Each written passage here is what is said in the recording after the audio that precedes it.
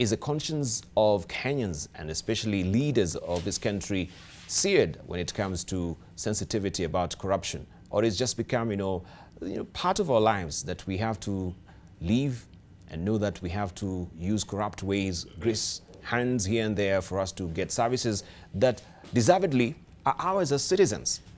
We want to highlight this with the panelists that we have this morning here on the Leadership Forum. And of course, the topic that you're using this morning is the Graft Republic. You can chime in, hit us on Twitter. AMLiveNTV is our Twitter handle.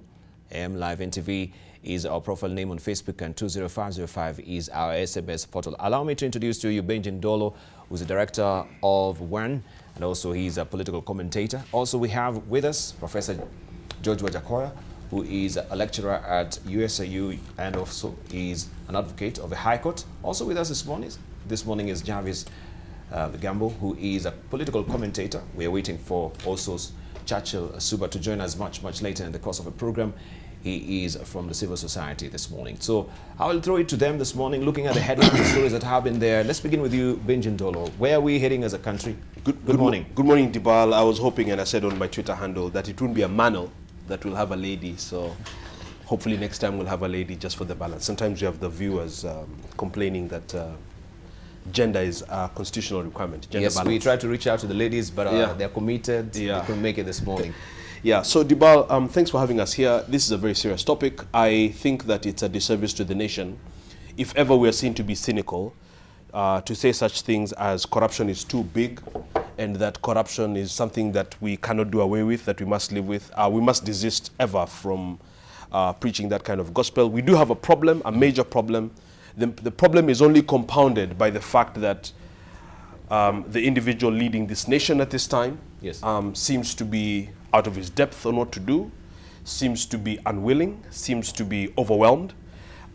This is precisely where the problem is, because this has also led to a climate of dysfunction, therefore of impunity, therefore of confusion. And of course, all of that confusion then makes a perfect environment, like for bacteria, to then multiply and to really move and continue with their thieving way. So as you can see now on the table, we have several big pots cooking, Debarl. Kenya Pipeline, you saw the issues with current chairman John Ngumi, plus the denials, of course. So we've got a 600 million allegation here in Kenya. Yes. I think, the former chairman also has a similar amount in Tanzania, I think he's actually sued one of your newspapers, by the way. So that's just one aspect of it. Then you've got NYS, what they're calling NYS 2. Then you've got at the same time, which other one? I mean, several national cereals and produce. I mean, it's unthinkable that we're actually back to talking about maize scandal. And Debarl, what I must say, and I'm sure we'll get some time to make some comments on the podium there. We need to define corruption, because it's become now this lofty word that is really a euphemism for theft. That is a euphemism for undermining your country, for stealing from your country. What we are doing is we need to look at, especially as I look at the youth fund as well, that's another fiasco there. We've got a country, Debarl, where the few are eating and overeating on behalf of the many. In other words, this corruption and theft, Debarl, is at the expense of millions of Kenyans. Millions of young people, like the lady here, for example, unable to get health care. Yes. Youth unable to get jobs. Youth unable to be paid once they do supply county governments, national government, etc.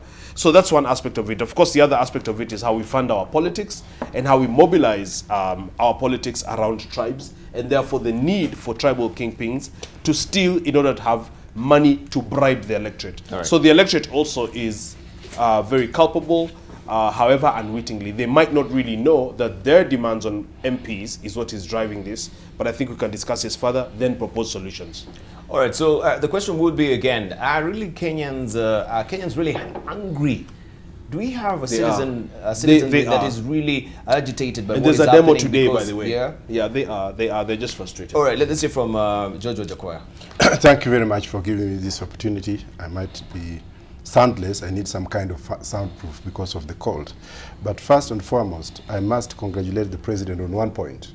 Appointing Mr. Kinoti and also Mr. Haji from the intelligence to run the the prosecution department as well as the CID is the best thing he has ever done. So far, we have seen some kind of starting of prosecution. And having known... I'm sorry to butt in. Is your phone flashing or what is flashing? I can see a flash going off. Is it from your phone? All right. I don't have a phone. Oh, you don't have a phone over there. Okay, thank you. Just continue. Maybe I'm flashing. I don't know. I can see a flash. I saw it also. Yeah, you continue. Yeah, so sometimes it's my brain, but yes, I must thank the President for appointing Mr. Kinoti, as I said before. I have known Mr. Kinoti personally as a very vigilant and vibrant police officer, as an officer who is, up to the moment, clean, not tainted with any scandal. And the man is going to deliver. Trust me on that. So is Haji. But having said that, let me quote the words of Mr. Alfred Keter, the MP for Nandi, yes, in his Twitter. He said that the thieves are from Rift Valley, especially on the national serial sport. The thieves are from Rift Valley, and those paid are from Rift Valley. The management of National Serials Board are from Rift Valley. And going by what the newspapers are saying, if you name the managing director, is from Rift Valley. Mm-hmm. If you name people like Celestine Chepchirchir, who did not even have an acre, who was listed and paid 333 million for having delivered 226 108 bags, 50 kg bags each. And according to statistics, it's impossible to grow that because you'll require 11,305 acres of land, mm-hmm, the size of a dozen constituencies, also from Rift Valley. And if you also look at the MD, Mr. Terer, is also from Rift Valley. Before I continue, I would ask this question. Why is it and how? Why is it that the office of the President, Uhuru Kenyatta, and Mr. Ruto have not made any comment on this one, have not issued any statement? Mm-hmm. I think the DPP should step aside, and the President should step aside, though that's a tall order. Secondly, and not least, we have not even looked at the Public Service Commission. This is a new revelation, which has not even been put on the newspapers, where some people applied for the current ongoing chairmanship and wherever, and commissioners for the parastatal bodies. We have people like Dr. Juang, PhD holder from the University of Illinois, Dean of Nazarene Law School, who made an application. His application was rejected because he had a master's degree from Kenyatta University. Somebody had to cut off the PhD so that they could put the names of the Terer, they could put the names of Kipkorir, they could put the names of Keter. Why? Something is wrong in this country. The appointments and the appointment criteria will not allow me, with my friend like Dr. Bigambo here, to make any application for any job, because that will be a conduit of how to steal. Mm-hmm. Let me put it this way. I would like to restore, or I would like death penalty to be restored, just like it's working in China. And also look at the examples that have been emulated in South Korea, where the former prime minister has been jailed for so many years. We need to put somebody in jail, but because there is corruption also in the jailhouses here, would like somebody to be condemned to death, and I need these people to be hanged. All right. Of course, we shall hear more from you also from the lectern. Let's hear from Jarvis. Good morning. Thank you, Debarl. First, I think we are at that point in our country where patience is a characteristic that we must not have in abundance. That coming at a time close to 55 years after our independence, we are still grappling with clear, simple issues of good governance. That when we promulgated a new constitution, in 2010, which brought new hope to all of us and had in fact enshrined such good, adorable values in our constitution, Article 10, Sub-Article 2 in its entirety. Those values make no sense to our leaders. And I must take this opportunity to congratulate Kenyans. I congratulate them with all sincerity and honesty for having elected and put into office leaders that they deserve. And we know it very well, as it was said by Lincoln in his time, that if you turn your back and sit on fire, it is up to you to bear the shame of the blisters. And that is what we are facing right now. When you look at the state of graft in this country, the shamelessness of public plunder, and then what we see is individuals who hold various positions and offices coming to lecture Kenyans through the media and giving false hope that all is going to be done and that no stone is going to be left unturned, a phrase that is as old as the term old itself can be defined. We must reject such kind of stuff from leaders in office. If at all, when you look at even the constitution that we have, Article 232, that talks about ethics and values of public service, yet individuals who preside over this kind of corruption are public officers. What ethics, what ethos, what pathos are we talking about? Time has come where we must not only ask leaders in high office to do that which is anticipated of them, we must demand of them. We have a president in office. We have a deputy president in office. We have cabinet secretaries in office and other persons who through vetting, and I must now start questioning the nature of this vetting. Through vetting, we are told, and in fact, we are humored by those qualifications and ultimate appointments that these individuals are the ones who impressed the teams the most and that they qualify and that they'll serve this country with diligence. If the kind of corruption we're witnessing at the pipeline, the kind of corruption at the National Cereals and Produce Board, the kind of corruption at NYS exemplifies what we truly are as a nation, then I think we must bundle up our goods on this good earth and depart from this country, because it's not actually any good thing that we're doing for us. Now ask, I do now, what is it that we shall bequeath generations to come? If at all graft, senselessness, is that which defines our DNA, it's our composition, what, with all due respect, is it that even those leaders in office today, whether you're president, whether you're a senator, whether you're a governor, you will tell that you handed over the baton to the generation that will come after you, or to those who will take over leadership after you? What baton is it that they will hand over? Then the question would arise, perhaps, what baton is it that they received from those from whom they took office? Because maybe that's where the problem is. But it goes back to my fellow citizens and myself, that if no one has ever patted us on the shoulders for the good work we did to have this kind of fellows in office, then I must take the honor of congratulating ourselves. So we elect who we are. So essentially what you're saying also, we Kenyans, all of us, we're thieves. Well, because we elect who we are. And it's a representation of, I mean, that is the fabric of our character. Very true.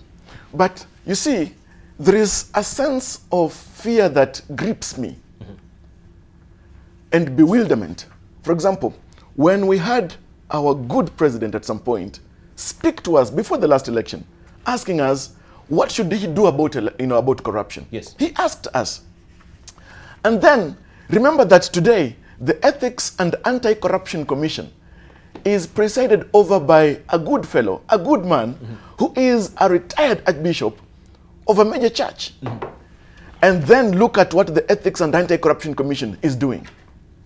Look at it, rank and file. Look at even how its officers are handling stuff of graft in this country. You'll be shamed to wonder what kind of leadership is at the EACC. Now, it's not about apportioning blame here. It's about demanding and asking for the best. But as we ask for the best of our leaders, we must also ask the best of ourselves. Fantastic. Thank you. I just want to lay the groundwork, of course, for your electants presentation this morning. I have my yellow card and I have my red card and I have my bell. I'll give each of you 6 minutes to just talk from the podium this morning to Kenyans on how we can try and combat corruption in this country. We've had institutions set up, we've had people, being investigated, but that has not fructified to anything tangible that we can say truly we are fighting corruption in this country. The question will be, have we crossed the Rubicon as far as corruption is concerned in this country? Is there anything else that we can do aside from coming up with, the capital punishment, where yes, somebody has to go to the slummers and he has also to be, taken to the guillotine, so that now you're hanged, or yes, you have a death penalty. Will that be the prime solution, right? So remember, you have your mics on, you're tethered to your mics, and I will also request you, as you're walking to the podium, you can just remove your mic, put it at the back of your seat, then walk to the lectern, because we have another mic waiting for you. So 6 minutes. When you are at least midway, I'll be raising the yellow flag. Please don't get started by the yellow flag and then you start winding up. You just know you're midway. Then if I raise my red flag, just know, yes, you should be winding up. If you go overboard, then I will ring the bell. Right? For the interest of time, why can't we begin with you, Benji Ndolo? Just walk to the podium. And of course, we know Benji Ndolo. He's a political commentator here in the country, and also is the director of One. He's going to talk to us this morning about the graft republic. Where are we at as a country? Are we losing it? Right? And why are these faces not shown to the public? When we talk about cartels, we've never known who are the cartels. Yes, we have small fish being brought to maybe the investigation circles, but at the end of the day, they say they are cartels. Who are the faces of cartels in this country? This is the graft republic that we're talking about. Head over to our Twitter handle. AM Live NTV is a Twitter handle. AM Live NTV is our profile name on Facebook, and 20505, our SMS portal. Benji is on the podium right now. You have 6 minutes beginning now. Thank you, Debarl. Good morning, Kenya. Good morning, everyone. Good morning, NTV. I actually do not have any prepared remarks this morning, but I didn't think on such a topic that has been the bane and the shame of this country, something that seems to be growing so monstrously as to attempt to defeat all presidents, really, since the existence of Kenya as an independent state. I didn't think that I needed to write, any formal prepared remarks. But to say that certainly corruption cannot be about slogans. Corruption cannot be reduced into an endless debate. To say that the president of Kenya cannot be running a talking shop, cannot be running a TV show. Corruption cannot be reduced to much ado about nothing. A debate about a debate. Endless talk, endless promises. And as the president talks on one side, the director of EACC talks on another side, and the DCI talks yet on another side, and the former prime minister makes a discussion start on another side, and then maybe, deflects it back to something like we need to amend the constitution and what have you. Kenyans must agree on several things. That, number one, we have a very good constitution that we passed a few years ago. A constitution that was well thought out, that conceded different in several things. A constitution that reflects the composition of the country and respects the rights of citizens. But a constitution that, if we put in leaders that are basically brokers, tribal brokers, business brokers, that are looking for money any which way just to get elected, to get into power for power's sake, then you have a situation where corruption is growing. And my concern is that this corruption is increasing and entrenching poverty. We have a situation in this country where we are now running a bigger than 2 trillion shilling budget, yet we have Kenyans who are going hungry without a meal. You have county hospitals, referral hospitals that do not have working lifts. that do not have oxygen, that are having their power bills disconnected by the power company, that it's itself accused of extorting and stealing money from consumers. This is untenable. And this is not a situation where it can be acceptable for the president to call a conference to ask Kenyans what he should do. This is unbelievable. This is a country that is being destroyed right before our very eyes. And I don't want to be an alarmist or to depress Kenyans further, except to say that we, all of us, and I must commend Kenyans because many of the Kenyans on the street feel that we can't continue this way. So that is a glass half full. That is half the journey won. A lot of Kenyans, no matter where they come from, and I talk to Kenyans every day, they feel that we cannot continue this way. And I agree with them. I accept that we cannot have next week yet another scandal reported. I mean, for the leaders to have the audacity, many of them served in the Grand Coalition government. So they have learned the channels, the loopholes of how to profiteer from maize. At the same time, and I was in Kitale, Trans Nzoia, farmers tell you, we have maize, we've worked hard, and maize is rotting in the farms. You know that is not acceptable. That cannot be acceptable, that we run a country for the few against the many.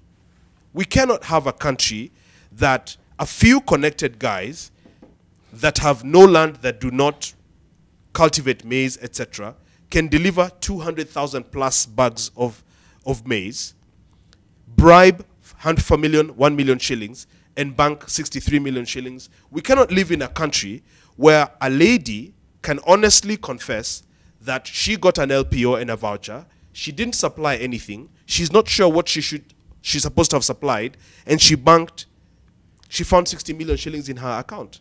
We cannot live in a country where a saloonist can go before a parliamentary committee and confess under oath that she parked a vehicle in the basement of a bank and removed 50 million shillings and took to a work site in Kitengela and what have you. This is all ridiculous. We must now go back to the drawing board and, without mobilizing along ethnic lines, find dedicated men and women that have a dream and an idea for this country, that can actually work towards implementing governance, policies, and structures in line with the Constitution of Kenya that will benefit Wanjiko. Without that, we are continuing to talk, and even the president has noticed that people are tired, so he's actually talking less and doing less. It's unacceptable. We must not think that this can be sorted out by praying and wishing and hoping. We must change our politics in order to save this country. Otherwise, we will destroy this country for the sake of 10 people against 100 million beggars. Thank you. God bless you. Let's think about this. Let's get to work, and let's get this country where it's supposed to be. Thank you very much. Thank you, Benji Ndolo. 6 minutes on the nose there.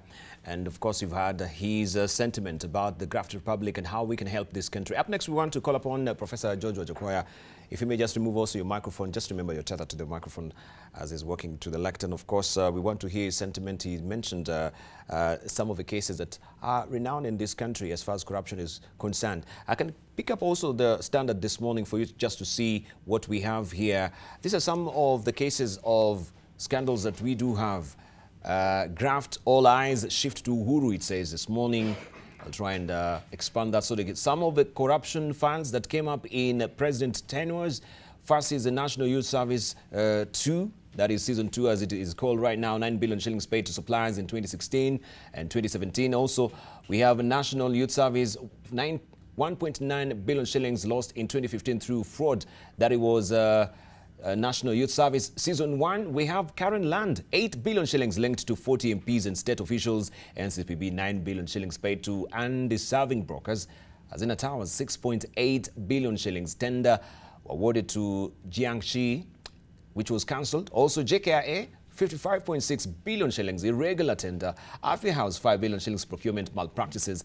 NSSF Tasia, 5 billion shillings cancelled tender. Police CCTV, 15 billion shillings unreliable surveillance system. Chicken Gate, 50 million shillings paid to IBC officials. Youth Enterprise, 180 million shillings misappropriated by top officials. Youth Enterprise 2, 10 million shillings irregularly paid to 3 youth groups, and Langata Road Primary School, that is a land grab attempt.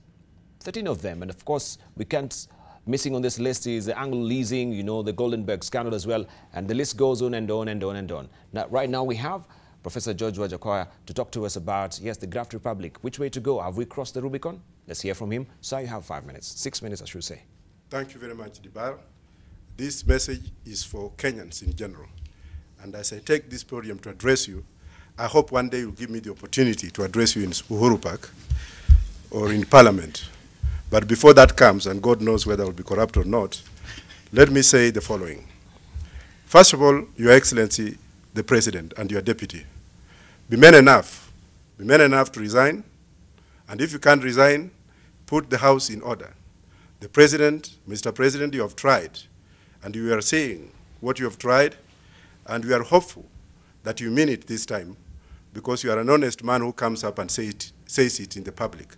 You are the first president in this country to come and apologize to your fellow citizens and subjects about the inequities that has happened. Your deputy came in only to follow wrote by sending a small thing on the tweet saying that he was also not sorry. He has not given a comprehensive apology. But I'm not going to dwell on issues personally. Now, what can we do to revamp corruption? Do we keep on talking about it every day, day after day, cementing the whole thing, talking it in a ceremonial gesture? The answer is no. It's now time that we emulated countries like China, countries like South Korea, countries like Bangkok and Thailand, where they make a coffin for you, give you the Last Supper, and call a priest to pray for you before they shoot you at that particular time in great public, put you in the coffin with a letter on that. If you are Kenyan, they put the inscription, product for the Kenyan government to be shipped to the Minister of Foreign Affairs. That works. I'm one person who doesn't believe in faith without doing anything. I believe in faith with doing and demonstrating. It's high time that we restored capital punishment. We kill a thief or hang him upside down, just like it happened to various presidents in Afghanistan when they were actually hanged because of corruption. But the hanging methodology was very good. They hanged them feet up, head down with cigarettes in their hands so that they can go to heaven and say amen to God. Hang the thieves. Secondly, and foremost, one of the most adorable solutions is not a solution that we can get overnight. Let us introduce a career content-based as a solution. Career content-based curriculum, right from the kindergarten to primary schools, to secondary schools, to teach children, our children, about ethics and morality in society, so that 50 years after our death, something will start regenerating. That works very well in Europe. It works very well in the US, whereby you cannot be a conduit of corruption or inequities in society by being part and parcel of a conspiracy. For example, if you enter into a matatu and the matatu is full, just step out. But if you enter in it and it's not full and you have a seat and the driver is overlapping, tell the driver to stop. Call the police. That never happens. It's us to blame, as my friend Bigambo said, that Kenyans are full of themselves. They bring problems to themselves. They elect thieves for themselves and clap like sycophancy whenever these thieves are actually making the necessary. We have to stop that. I personally am leading by example, and I will never in my lifetime, as George Wajackoyah, even apply in this government for any job because of what is going on. Now, when it comes to infrastructure, the whole stealing and thieving happens in Nairobi. All the banks are in Nairobi. Parliament is in Nairobi. CID headquarters is in Nairobi. Director of Intelligence headquarters in Nairobi. Name it, you find it in Nairobi.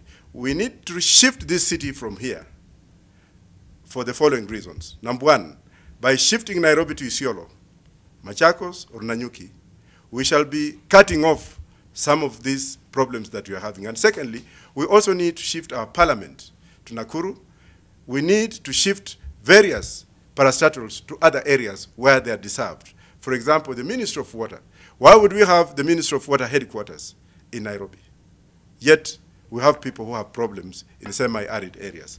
And as I see my card coming up, Let the president have a working nation. Let the courts also come in. Our courts are more corrupt than any other thing, and I'm here to speak as a lawyer. Judges are very corrupt because when issues are presented before them, they don't even ask questions. They don't ask for evidence to be adduced, even though it's not their role to do that because parties fight before them to do what. Let us have judicial activism, and let's have inquisitorial judges in court to ask questions on what is missing so that justice can be seen to be done in court. And finally, our institutions are failing us. The president is failing us. If you look at Malaysia, in my conclusion, if you look at Malaysia, Singapore, and some of the tiger economies that were very vibrant, most of the presidents at that particular time took their students to Britain on a yearly basis. Malaysia sent, under Mahathir, sent 100 students every year to UK on full sponsorship to study, to come back and culturalize. And that's why we find that there is minimal corruption among the working population in Malaysia besides the presidency. And if we had done this in this country, that would have really worked out. It's our youth and we in this generation that are to blame, because once we come out and get a job, first thing you want to do is to buy a Prado. Secondly, to have your own miniskirts up and down, and then drink the best wines in this country, whereas you have an urgent and urgent responsibility to your country. Tighten up, and let's move up, and let's see what we can do. But as for corruption, I'm blaming the system and the two communities, because the majority of those who are being named are from Rift Valley and Central Province. Thank you very much. Should we declare this a national disaster, the fight against corruption in this country? No. Because it seems we are always waiting for the other shoe to drop. Right now on the podium we have Jarvis Bigambo, who will give us also his sentiment about fighting corruption in this country. Are we losing this battle? And he has six minutes beginning now. Jarvis, good morning. Thank you, Debarl, and to my fellow citizens. The subject upon which I'm called to speak has limited that is new that we can pronounce ourselves on. But what is factual, what is true, what is real, is that the agony of our country at this moment is tied around matters corruption. It's the millstone around our neck. And every side any Kenyan will turn his head or her head, you will see the ruins of integrity, despondency, and you will see the frustration and apathy of men and women, poor, especially in villages and hamlets, who know not what to do, who are wondering, what is it that happened of the leaders they put into high office to handle issues of good governance, integrity, ethics, etc. Because close to 1 decade now, since we ushered in a new constitution, when the hopes of every Kenyan, young, old, rich, poor, was lifted to the high heavens in the anticipation that this new governing tool, this new document, would bring great hope, great success, great confidence in leadership to our nation. We want the admiration of the world. That admiration has turned into our own shame. Because when you look around this country, you see how fatigued men and women are of the whimsical talk of politicians whose commitment to fighting graft is only mouth deep. And even though we keep hope vigils every day, every time, every year, every time we see appointments of individuals who occupy high office, that vigil, that hope is turned into misery when those leaders fail to use the instruments of power to fight graft, to entrench good government in our system. Because one question arises: if individuals in high office who have got the oath of office and the instruments of power claim to be powerless in fighting corruption, what about ordinary citizens who have got no office and no power whatsoever? That is the question today. That is the thing that hangs around my neck. Because when you look at the kind of institutions we have, when you look at the kind of legislation we have, you realize that we have got a good opportunity to perpetuate the place of institutions in taking our country forward. Nations around our country and even across the oceans have done it in their time. But one thing that they have never let themselves down on is being true to themselves, honoring their institutions, and respecting the values that they cherish the most.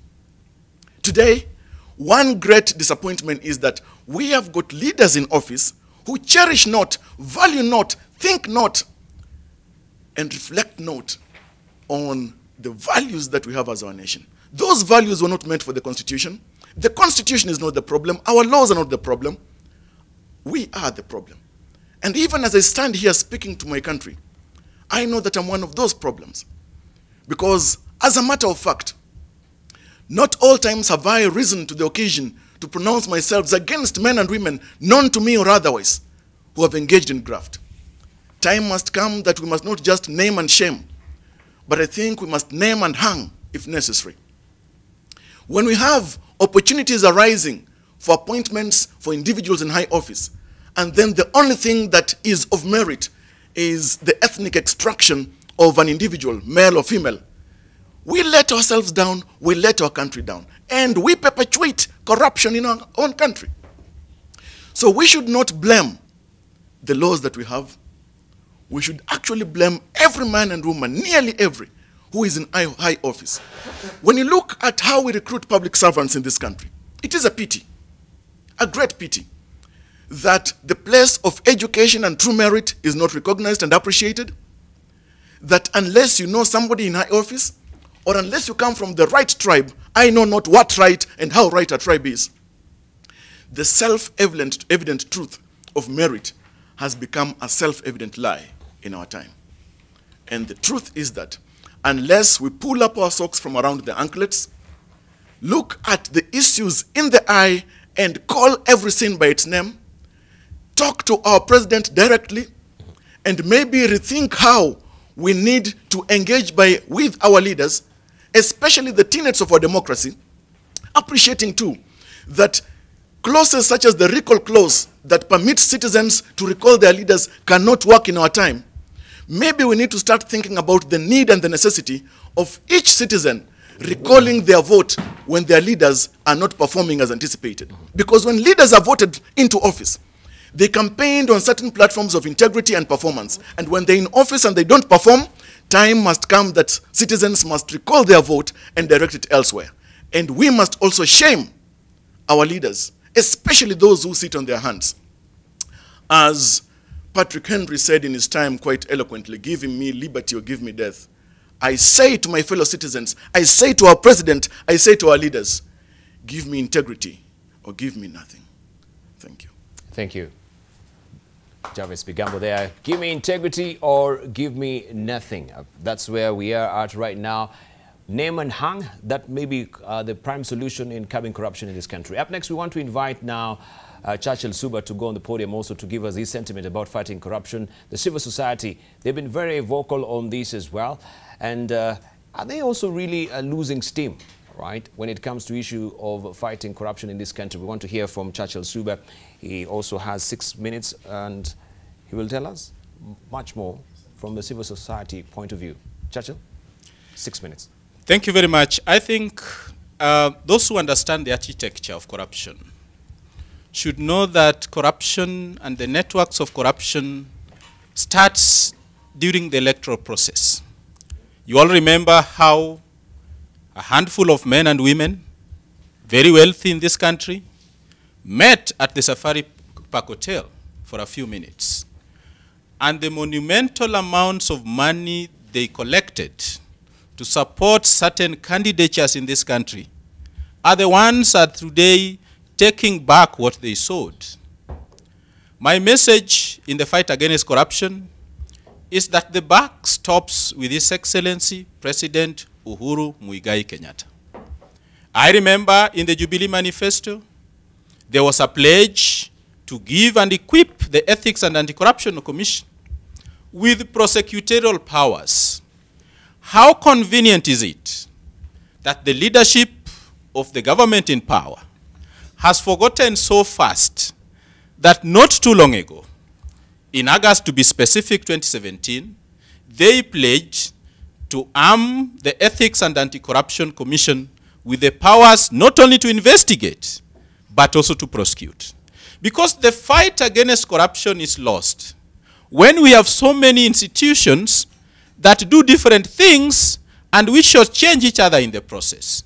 We all remember how we were made to believe that there would be a multi-agency task force that would ensure that those aspiring for elective positions are thoroughly grilled, vetted, and only those who merit and meet the requirements of Chapter 6 would be allowed to contest.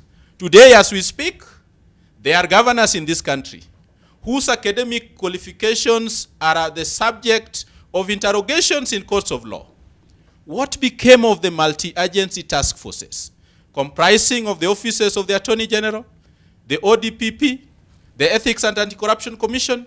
What we are witnessing is failure of institutions to ensure that the laws against corruption are followed to the letter. We must, as a country, make corruption one of the most expensive ventures that one should engage in. Yet, people continue to engage. People continue to engage and benefit because corruption pays. The most corrupt are the ones who enchant us with their dressing, with their motorcades, and get into positions of power. The most corrupt are the ones that are capable of ensnaring our courts of law with all manner of adjournments, all manner of injunctions, whereas the poor, like the lady who was jailed yesterday for taking a bribe of 2,500 shillings on account of processing a birth certificate, was slapped with a colossal 500,000 fine or facing jail sentence. We must make corruption that expensive. And we must make it not only expensive for the poor, not for the poor lady who has to serve that jail term, but also for the wealthiest in this country.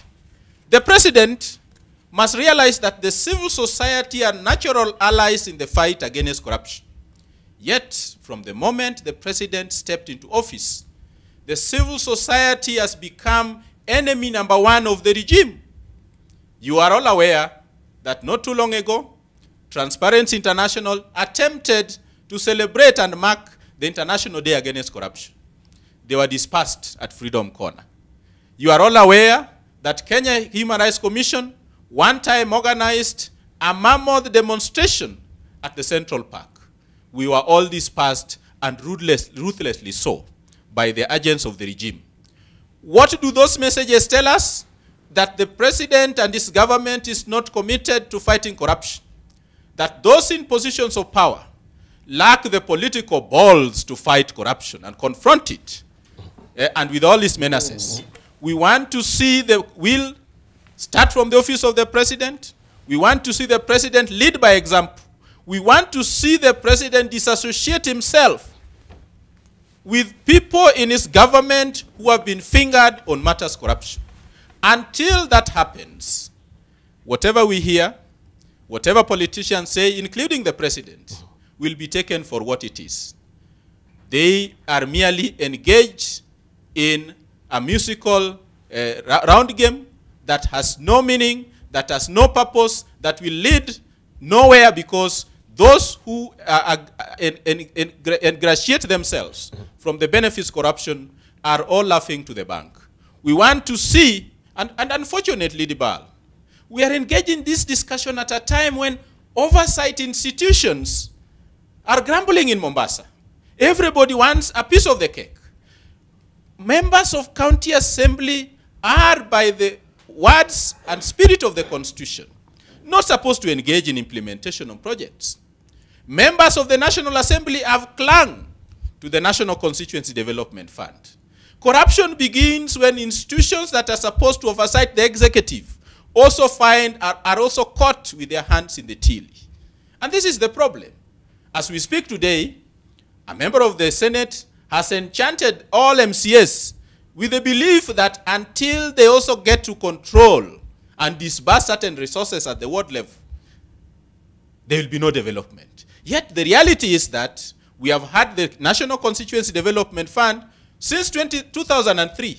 Is there development? Has poverty been eradicated? No. But all of them want it because they know that people can only ingratiate themselves, enrich themselves when they directly control those resources. We must firmly say that we must resolve as a country to get rid of members of parliament oversighting or overseeing the implementation of national constituency development resources. We must say a firm no to Muranga Senator, who is the proponent of the bill, seeking to establish the Ward Development Fund, that MCAs will lose their capacity to oversight county governments. They have already lost it, but it will be compromised the more the moment we allow members of county assembly to be also implementers of development processes in the country. And because we all know that it is not because they are imbued with a desire to serve. All they want and all they have seen their MPs do is to control this, reward this, provide tender for themselves, do business with themselves, and therefore get rich in the process. All MCS in this country want to be members of parliament. All members of parliament want to be governors. All governors want to be president. Reason? Because for those who have been lucky to serve in those positions, they have been able to steal from public resources. They have been able to hoodwink the public that they are stealing on their behalf. The other day we saw an official of the Electoral Commission who is under suspension being mobbed and people demanding that he address them because he has become a hero. Reason? He has been accused of certain improprieties at the Independent Boundaries Electoral Commission. Until we change our mindset as a people, as a citizenry, corruption will continue to thrive and all of us will perish in the altar of corruption. Thank you.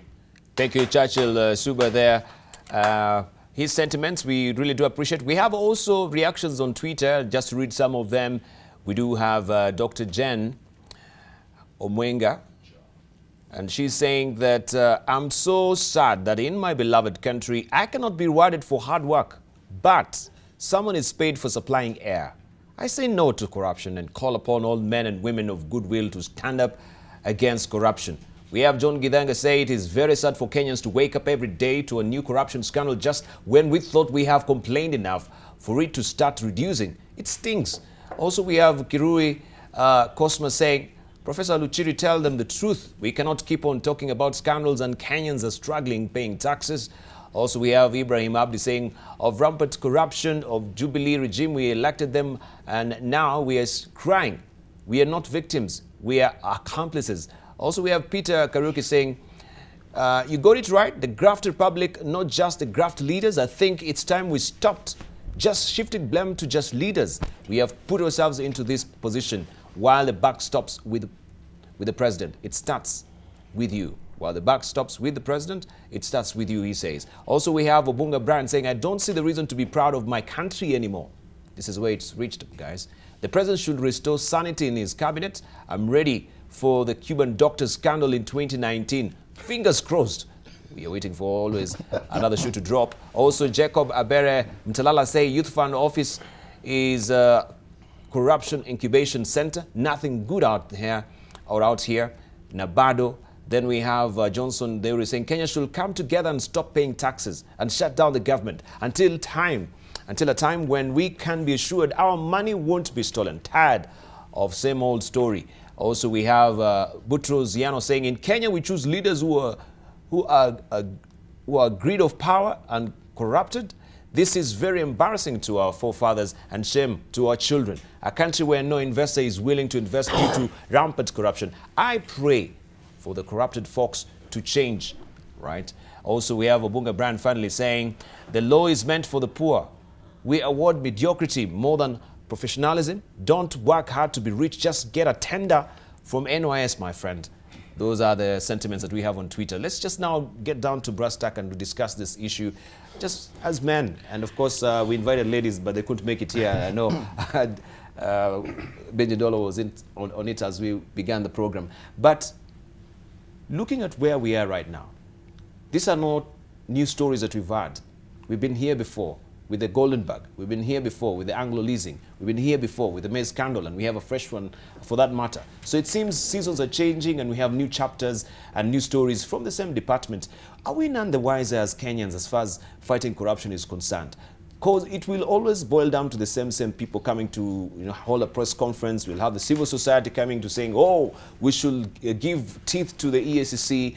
Maybe that will bring a discernible difference. Oh, the president should come and give also a statement regarding corruption in this country. So it is the same vicious cycle that we're actually in it. We're tired as Kenyans.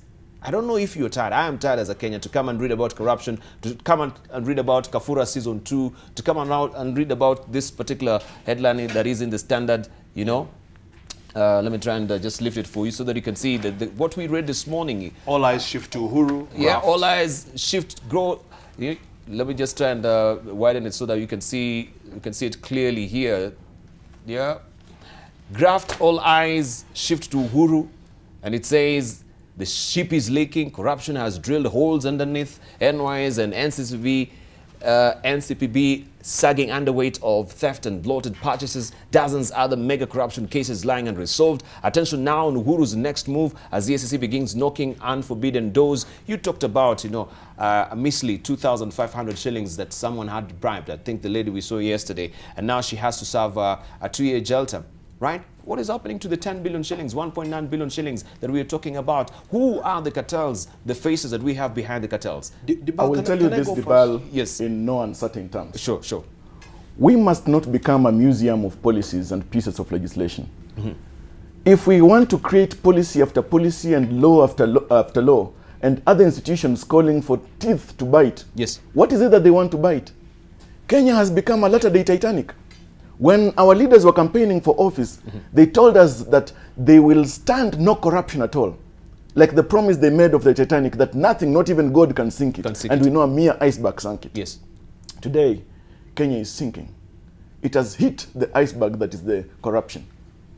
And today, when you look and investigate with very clear lenses, all those individuals implicated in all these grafts, whether it's Kafura 1, Kafura 2, and any other Kafuras that will ever arise. When you look at the NCPB, when you look at now the pipeline, trace it to the root, you'll realize and find the truth that our leaders in office are tied to them. They are tied to all those individuals. Tell me today, even if all of us were to come together with our possibly impressive profiles, yes, put up a company, and apply for whatever tender, there is chance, like an iceberg's, like a snowball's chance in hell, yes, that we may win even a tender to supply whatever kind of thing, even toothpicks. The thing is this: how can a hairdresser win a tender and be sure that they don't even perhaps know how to put together a tender document? How can somebody who has got no land at all have the muscle financial and then find a way of supplying thousands and thousands of maize bags? The other thing is this: when an individual rises to say that they did not know what is it that they were supposed to supply, and whatever they supplied, unknown to them, then they were paid 60 million shillings, yet the investigating bodies have no audacity, Debarl, to mention the banks that are implicated or where this money found its way into the pockets of a few, or even the name of these institutions, the directors, etc. KRA itself has not even indicated whether those individuals paid taxes for this benefiting of corruption, etc., and the proceeds. We are being taken for a ride. And I can assure you, the same way the first NY scandal did not have anything on the table for prosecution, successful prosecution here, that's what I'm talking about.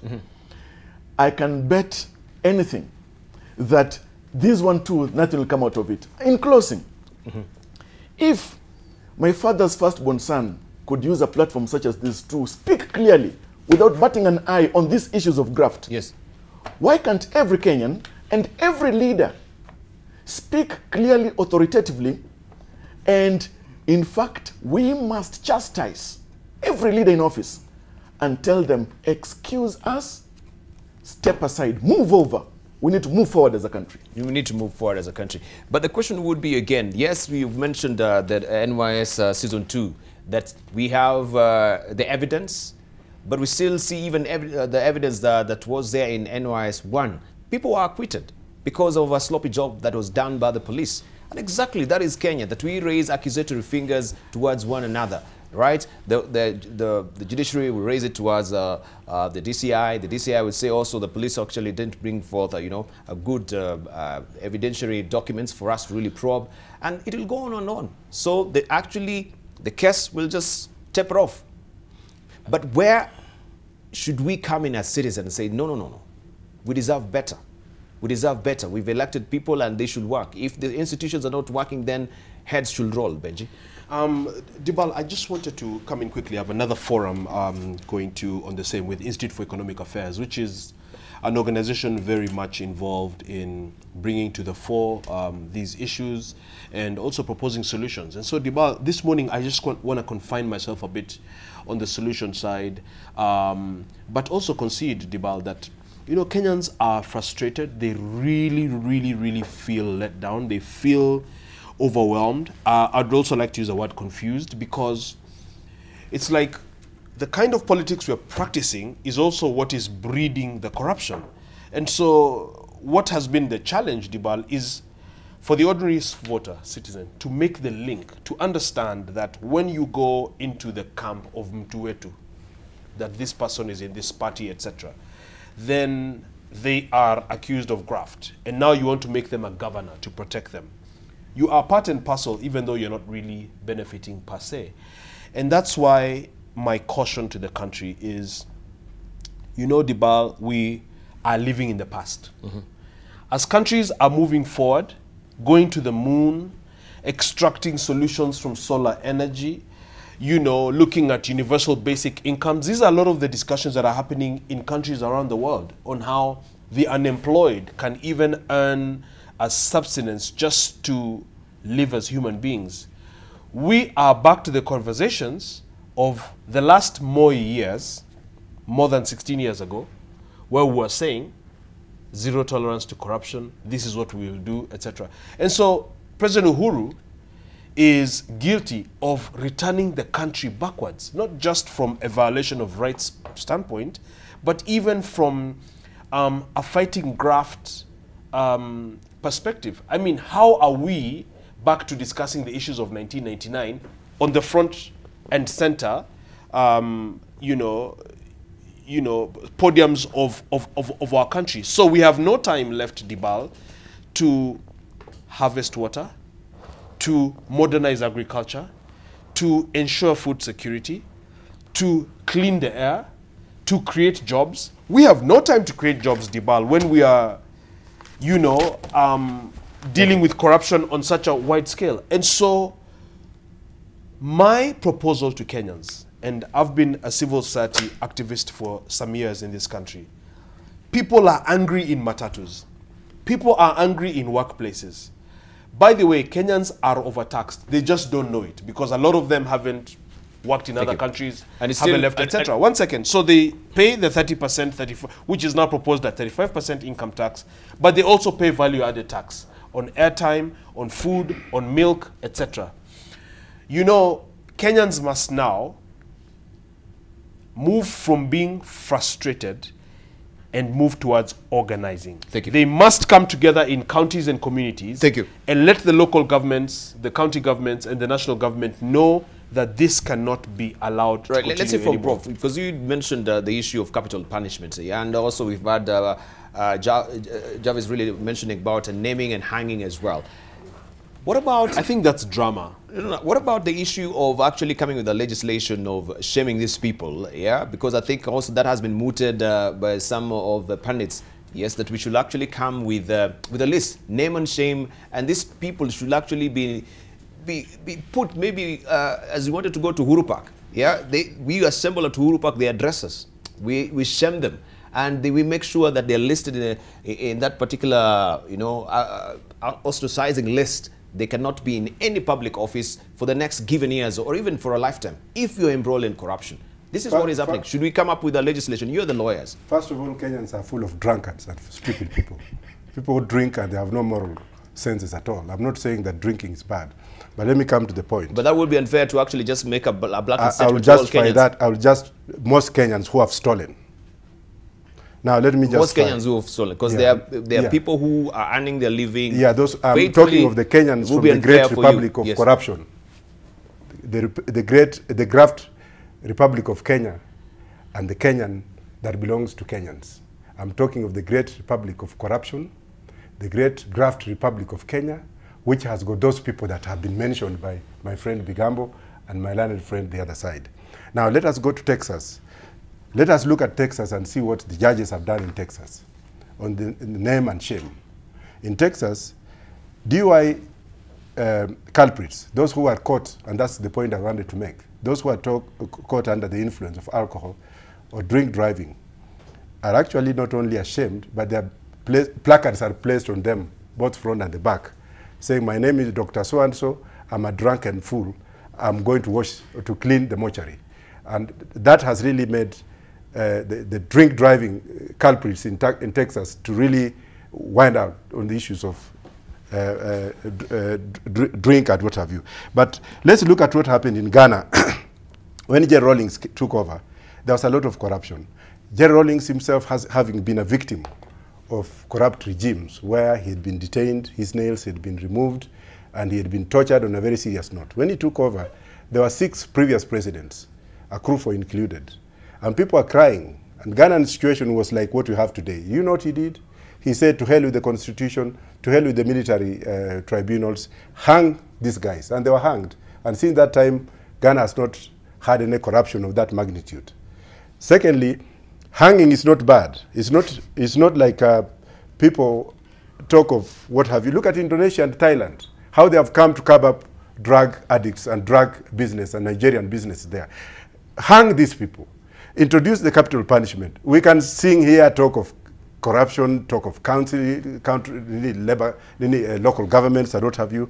Let us introduce the capital punishment and let us hang these people. And I'll be the first person to be the first hangist after the new I'll take that rope and hang somebody upside down if I'm required. Because it pains me as a Kenyan who has been in the UK, US, gone to school properly, come back in this country, and then some mediocres come to me saying, can you apply for this job? And I'm like, what is the criteria? First, you'll have to be working to give us some kind of, and I've been approached, give us this amount of money. Then I said, no, thank you. I'd rather come and make noise here and do what have you. So the solutions are as follows. Hang the culprits. The president and deputy president, the ball is in your court. You have brokers in your corridors. You have people who are working with you who are collaborating. Let the National Intelligence come up with a report. Let the Director General of National Intelligence come up and tell the president the truth. Those people who are causing all this mayhem, the mayhem that we are talking about today, are within the corridors of power and they know themselves. Look at Nairobi County, for example. What is happening here? Look at the police fund. Nobody has ever spoken of how much money the police is given and the money given to the Inspector General of Police. This money hides somewhere within the permanent secretary in the office of the president. This money, I mean, why do we have corruption? Let that vote earmarked for the police development be given to the Inspector General so that he can account for it. Mm-hmm. There is an issue in the office of the president, and there's a permanent secretary there who should actually come on this TV and tell us how much money do you give the police, does the state give the police, and who actually distributes that money. Nobody has ever looked at that. Is it a shame? Yes. Finally, let me congratulate again my, Mr. Kinoti of CID and the DPP who has come from the intelligence, and let us give them courage. Let us actually see what they are going to do. And I can assure you that within the next 4 months, heads will roll. Thank you very much. Heads will roll. All right, let's hear from Churchill. Churchill, of course, the civil society, it seems also you've lost steam as far as, you know, agitating against corruption in this country is concerned. We wait. Still, we had the MPs demonstration. Since then, I think the government really came down on you with the Public Benefit Organization Act that you felt maybe you're being stifled by that. But it seems also we lack a voice. Without a proper opposition right now, people saying that, yeah, the handshake now has softened or mollified the Right Honorable Raila Odinga, who will speak on behalf of Kenyans. The civil society are not rising to the occasion as well. But no speaking? It is the civil society speaking. You see, civil society is citizens. Civil society, there's one thing, the difference between civil society and civil society organizations. Yes, organization. Those citizens on Twitter are civil society. That's civil society. Then there are civil society organizations that are more organized, that are more formalized and registered. But the point I'm talking about is that there is no way any government in the world has succeeded in fighting corruption by making the civil society the pet subject of their ridicule. You remember we have been called in this country evil society. We have been called all manner of names purely on account of demanding for justice for victims of post-election violence. We know where it began. And since then, 2013, the Public Benefit Organizations Act that retired President Mwai Kibaki signed into law on 14th of January 2013 is still not in force. Reason? Because it is the only legislative framework that would enable civil society to thrive and organize against vices such as corruption.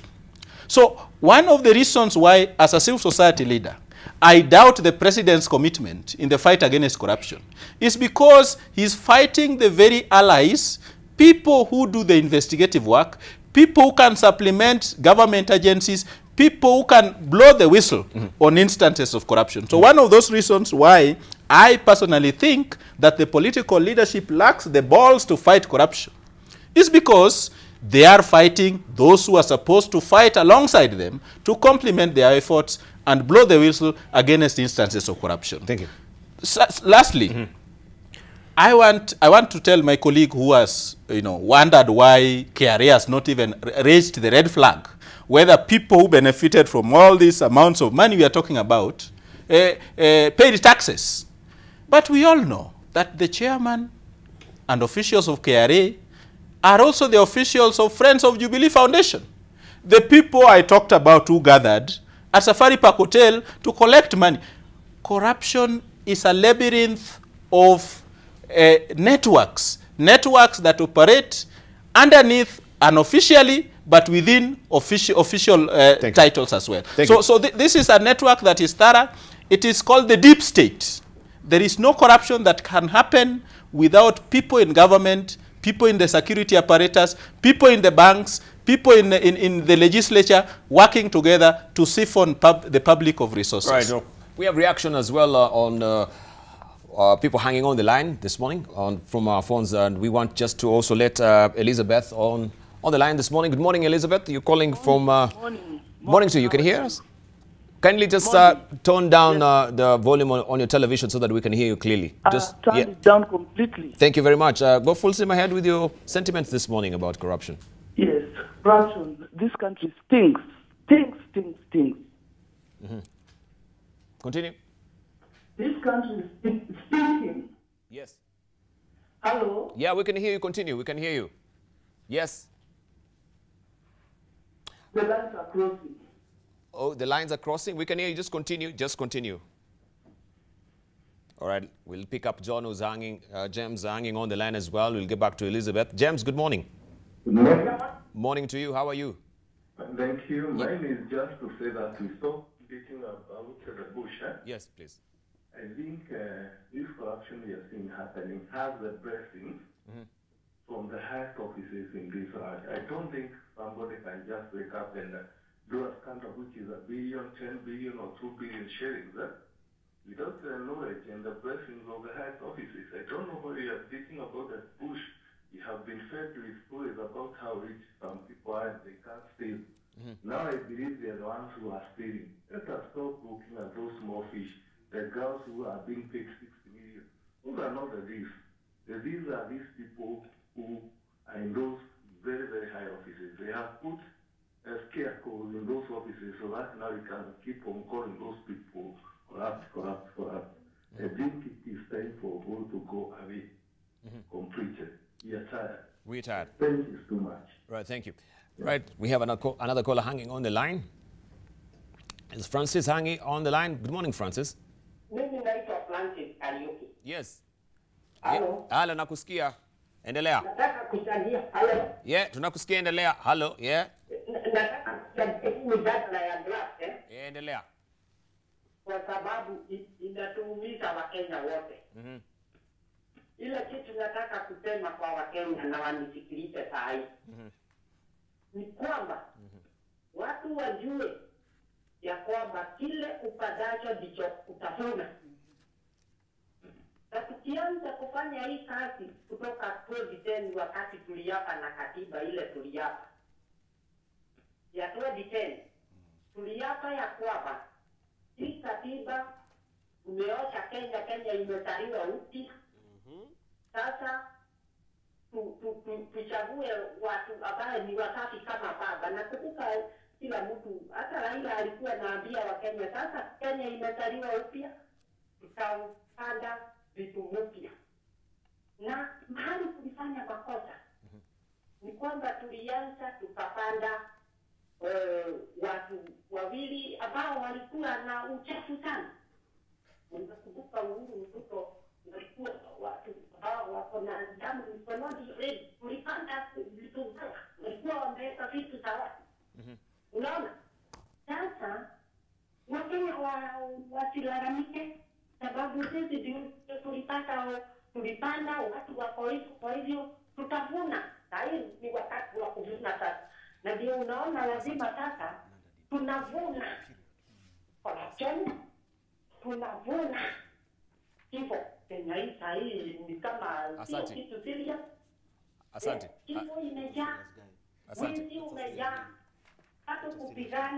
watu kupigania mamlaka. Kwa hivyo inabidi wakati sasa watu waone hiyo maneno, na hii mambo ya ukabila ndio imezidi sana. Sababu ukiangalia kama kwetu Central, kabila Asante. Thank you very much. Francis, I think he's really agitated. He can go on hours on end on that. But we have Elizabeth back on the line. Good morning, Elizabeth. Na tumai unatupata sasa. Good morning. Good morning. We can hear you clearly now. Go on. Yes. Just the same sentiment. Our country is thinking. Yes. That's it. Our country is just thinking. Thank you. We got it. All right. That is Elizabeth. It is stinking. So you've heard, it is stinking, it is stinking, it is stinking. People are tired. Let's just get some of reactions also from social media. We have Felix King saying, if Kenyans had the same zeal to stage demos like they queue when voting for the same looters, we could have, or we could save some billions back-to-back stops with the president. Also, we have Zeke. Death penalty should be introduced to curb the surging cases of corruption. It's really frustrating, and we, as a people, should decide, or should decide enough is enough. We have also Shocks saying we had upright leadership before, but look where they took us. Tribalism, nepotism, corruption are the norm. I reckon Kenyans this time decided just to elect thieves, period, rather than have educated thieves. And we can read some more and more. But let's just get back to, of course, listening to Kenyans today. They're frustrated. Francis is frustrated. Elizabeth, it stinks.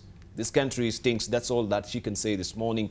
And of course, James also saying, yes, the leaders actually, they're really baked in the cake themselves.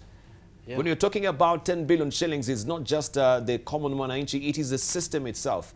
We've had also the reports coming from the task force that, they were, barnstorming the country and looking at the issue of deforestation. We know, PSs have been mentioned, that they were the culprits and the people who are so in the system, logging, and logging the forests, cutting trees. And the minister We've seen from social media, these are government vehicles which are ferrying this particular, the logs that we've seen. And the minister was quiet. And the minister, and they've remained mealy-mouthed about this because they're backed in the system themselves. Let's hear from Jarvis. I'll tell you this, Debarl. We may shed tears like the Abraham Makputra in Spate about corruption, and nothing will happen about it. The journal of corruption is yet to be full in this country. We are yet to get to the cover, the last cover of it. 2 days, a week from now, a year from now, we'll get another serious scandal unearthed. When the president, the deputy, etc., were taking high office, some of the words they said, captured in oath, realizing the high calling of such kind of office. And then after that, they were given the instruments. Today, do they still have that realization of the high calling of high office to serve Kenyans? When all these things are happening beneath their noses. Do they still have that realization?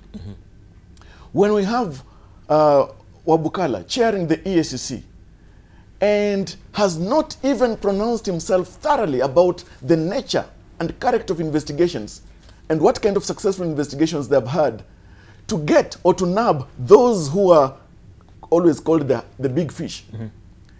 Should we then not ask Honorable Wabukala to throw his hands in the air and say he's unable? But how many times should we do and this? The thing is this, and the issue is not just the chairmanship or the leadership, the top leadership. Because there are all those officers who work under him. Then when it comes to even all the other officers. Just 2 days ago, there is a document that has come from Mombasa indicating, for example, that the county government of Mombasa intends or is looking for 30 million shillings to fight birds. To fight birds. 30 million shillings to fight birds. Debarl, are you kidding me? Why is it that every side you turn, people in high office want to milk everything from this country and even from the donor community? And that's why earlier on the podium I talked about the ruins of integrity. Where is it that it went? When all over the world examples are full about presidents or former presidents going behind bars because of matters corruption. And I remember the example of Singapore in the times of Lee Kuan Yew, yes, now late. When people are complaining about his approach to fighting graft, he said, excuse me, I don't care about your complaints. I care about Singapore and its future times. And I'll do whatever it must be done to make sure that we get rid of corruption. Later on, he wrote From Third World to First World, the Singaporean story. And everybody wants to compare us to Singapore. And when we turn the pages of Singapore, we say, of the book by Lee Kuan Yew, we admire the man, but we don't admire the approach he took. We admire the content of his pages, but we don't have the courage to say that we want to follow this path. And remember all these countries, whether it's Singapore and others, who took even our district-focused development initiative of the 1970s and became the success story. Today, 12 years to the lapse of the Vision 2030, we are not even 25% to realizing that vision. How visionless must we be? And it's because of corruption. And look, let us not coat this thing. Let us not pepper it with any other way. And as Professor and Benji and even my good friend Suba have put it quite clearly, our anger behind the keyboards will not be enough. Yes. We must now start having movements of vanguards of integrity in this country. Vanguards of true leadership. We must have now new individuals, great, whether loved or hated, for speaking the truth. That truth must be our second name. Loved or hated. And even if you are my relative or not, if you really are corrupt, let me call you by that name. Yesterday, there was a story that was moving around the social media of a young boy in a place called Akobwait in Teso, who crawls, a crippled child, crawls for 1.5 kilometers to get to school, another 1.5 to get back home, because he cannot afford a wheelchair because he comes from a very poor family. This child lives in the backyard of the governor of Busia County. They care not, they worry not, they plan not for such. Who used to be Raila's PA? Yes, they worry not. Then you tell me we have got Vision 2030. You tell me we've got the big four and we're thinking about all these big things, yet we cannot think about the small things and the small people in society who needs help the most. Excuse me, our leadership is flawed. Our leadership is flawed, but of course we also have to be giving our parting shots. But I want to show you also the editorial cartoon, I think is on the touch screen right now. When you look at this tattoo, and this is what Victor has drawn for us today. This is Kenya, right? And we have all these corruption scandals, you know, tattooed on our body. We cannot, you know, try and, you know, wrap them off. I wouldn't say this is Kenya. I wouldn't say this is Kenya. Just let me finish, and Kenyans, they can say this is Kenya. Right? This is Kenya right now. This is not Kenya. Because why is it not Kenya? This is Uhuru's Kenya. You see, we must not lose hope, because we are kind of mainstreaming and accepting corruption. This is Uhuru's Kenya. And there's a different Kenya coming tomorrow. This is Uhuru's Kenya. Is it tattoo removal or tattooing is done here? Exactly. Yeah, There are many questions to ask here. This is not Kenya. You know why it's not Kenya? Why I agree with Ndolo? Let's It's not please Kenya. out This is Uhuru's Kenya. back, please. Yes. Is it tattoo removal Or tattooing? done here? Tattoo removal done here. No. The Jubilee administration. So we correct tattooing? that cartoonist. It's tattooing done here with pride. With pride. Yes. Okay, Victor, if you've heard this morning, then let's hear from Prof. Right? Looking at this particular editorial cartoon, what will you say? I don't really want to go into what somebody has drawn because I like being an inventor of my own adventure.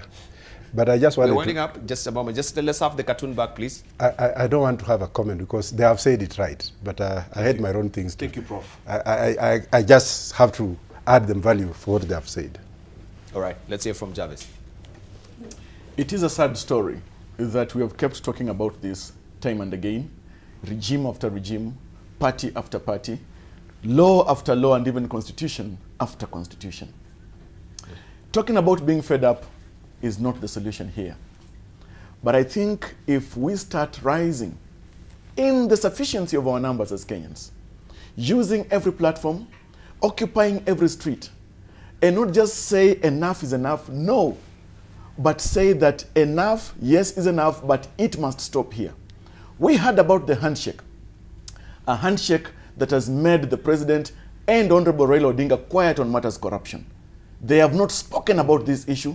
They have not been asked about all these graft episodes that are happening in this country in broad daylight.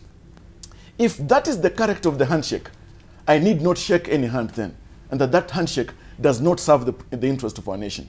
We need leaders, whatever agreement they must have the interests of Kenya first. Thank you. Thank you. Suba. My parting shot is this. The president has made it clear he's focused on the big four. My worry about the big four is that there are opportunities for perpetuating corruption. The president risks losing his legacy to corruption because the only thing Kenyans will remember him for is his massive failure to confront and fight corruption. He must prioritize the fight against corruption if the big four are to be achieved and if the big four are to be his legacy. So the president must redeem his legacy by first and foremost confronting the monster of corruption, because it is only then that his big four agenda will succeed. Thank you.